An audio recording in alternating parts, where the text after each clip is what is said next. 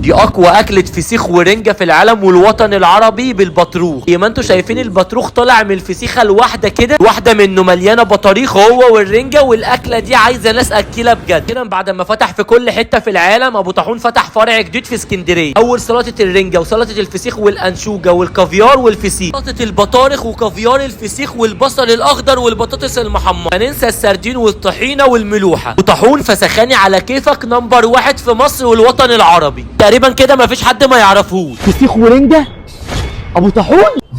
واخيرا ابو طاحون فتح فرعه الثاني في سيدي بشر بحري في اسكندريه، الرنجة والفسيخ والسردين. احسن حاجه ان النظافه رقم 1 عنده في المعلبات الرنجة والفسيخ والبطارخ. العين هتاكل قبل الايد. اول معلبات الرنجة والفسيخ والسردين المملح. كان في قاعده عنده في المكان، وكمان عنده دليفري لاي مكان. قررنا ندخل على اول حاجه، وهو الفسيخ اللي غرقان في الزبده زي ما انتم شايفين، اللي هو كده من المنظر خلاص كده انت شبعت. ان طعم ولون الفسيخ عنده حرفيا مش طبيعي. حد سلطه البطارخ وسلطه الرنجة والكافيار بتاع الاغنياء. تتصدم من سعر الكافيار ده في الاخر كام. عند ابو طاحون ملك الرنجة والفسيخ في اسكندريه. مش هتاكل فسيخ، انت هتاكل فسيخ. والريحه هي اللي شدتنا على طول من المكان، ودخلنا على طول لازم نجرب الفسيخ اول حاجه. بخت الناس بجد اللي فتح عندهم الفرع الجديد ده. امسك كده الفسيخيه هتلاقيها بتطلع دي شربات يا جماعه مش فسيخ. وايه اللون ده وايه الطعم ده. اعصر عليها الليمون على الطماطم والبطاطس وتغمس في الطحين. يا لهوي على العظمه العظمه. اكيد انتوا عارفين ان المصريين اهم اكله عندهم هي اكله الفسيخ. حاجه بقى وانت بتاكل الفسيخيه كده بتطلع في ايدك بكل سهوله. عصره الليمونه وبطارخ الرنجة دي بقى حاجه تانية، ميكس كده مش طبيعي. دخلنا على تاني طبق، وهو طبق الرنجة بالبطارخ. غرقان كده بطارخ من النص ورنجة من الجناب. بعشق الرنجة بس من غير مبالغه. المكان ده بيعمل سلطه بطارخ ورنجة مش طبيعيه. كمان بينزل لك معاه طبق البصل والسلطات كده كده. فين منظر البطارخ والرنجة بتلمع ازاي. غرقها لك بقى كده من الجناب برتقان او على حسب ما انت ما بتحب. لازم ندخل على سلطه الرنجة اللي خلاص بقت ادمان، واخدت منها كيلو وانا ماشي. طبق السلطه ده بالنسبه لي كفيل يخليني سعيد طول الحياه. غرقها بقى كده في الطحينه، والسلطه بتبقى مزينه كده بطريقه زي ما انتوا شايفين. حاجه كده حكايه وروايه مع البصل الاخضر، ميكس كده مش طبيعي. حاجه عنده اسمها انشوجه، مش عارف بقى انتوا تعرفوها ولا لا، بس دي للكبار فقط. لازم اعمل منها سندوتش كامل واغمزها في الطحينه عشان اشوف طعمها ايه. حرفيا معقوله للناس اللي بتحب الاملاح. لكن لو انت بتعشق البطارخ ارشح لك طبق البطارخ اللي غرقان في السلطه ده. كان موال وحكايه وروايه. سلطه بطارخ من اللي قلبك يحبها. ما ينفعش نمشي الا لما نجرب طبق السردين المملح من ابو طاحون. ان كده كده مفيش حد تقريبا ما بيعشقش السردين. طبق الكافيار هتاكل وانت مش منهار. ان ده عند ابو طاحون مش للاغنياء بس، لا، كافياره الواحده يا جماعه كفيله ان هي تشبعكم بسندوتش واحد. بصل اخضر كده ودي وعدي. ما ينفعش نختم الاكله دي الا بطبق فسيخ كمان على البصل الاخضر كده. اوبا، ان الفسيخ عنده غرقان في البطاريخ من جوه بطريقه مش طبيعيه. اخيرا ابو طاحون فتح فرعه التاني في اسكندريه في سيدي بشر بحري. كمان عنده قعده في المكان. اعملوا منشن لاصحابكم بسرعه، لازم